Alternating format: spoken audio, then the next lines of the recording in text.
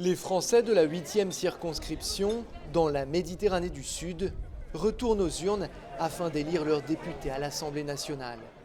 Les résultats de l'élection de l'année dernière ont été annulés. Igal Danilovic est suppléant pour le camp socialiste, dont la précédente candidate a vu ses comptes rejetés par la Cour constitutionnelle. Oui, vous avez quand même une campagne très difficile à faire pour le camp socialiste aujourd'hui. Ah, naturellement, je le reconnais.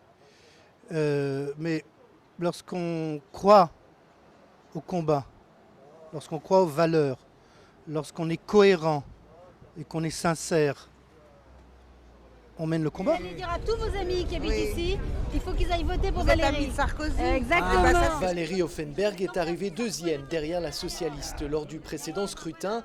Cette fois-ci, elle affirme que son parti, l'UMP, a le vent en poupe. Vous savez, l'année dernière, il y avait eu une vague rose, particulièrement en Italie et en Grèce. Je crois que les Français, quels que soient les pays dans lesquels ils vivent, aujourd'hui ont envie d'envoyer un message fort au gouvernement socialiste pour dire ça suffit, essayez de changer de politique. Et puis en Israël, j'avais eu quand même 63% des Français qui avaient voté pour moi. J'espère que cette fois-ci, ça sera encore davantage.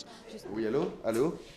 Le candidat de centre-droit, Meir Habib, se positionne comme une alternative réelle à ses concurrents, issus des grands partis. Hélas, on voit bien que le PS échoue actuellement au niveau économique, c'est une catastrophe. On voit bien aujourd'hui que l'UMP n'a pas forcément non plus réussi par le passé. Je crois qu'aujourd'hui, la voie médiane, un peu de centre-droit, représentée par Jean-Louis Borloo, par Amayad, par l'UDI, apporte un peu un souffle neuf à la politique en France et j'espère l'incarner. Sur 20 candidats, une douzaine font campagne en tant qu'indépendants. C'est le cas de Nathalie Mimoun. Afin de séduire l'électorat, elle mêle l'art et la politique. Une campagne électorale, c'est un petit peu comme un scénario.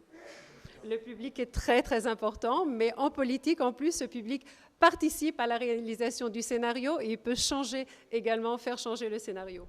Si l'État hébreu retient autant l'attention des concurrents, c'est probablement parce qu'il abrite 56% des électeurs potentiels de cette circonscription.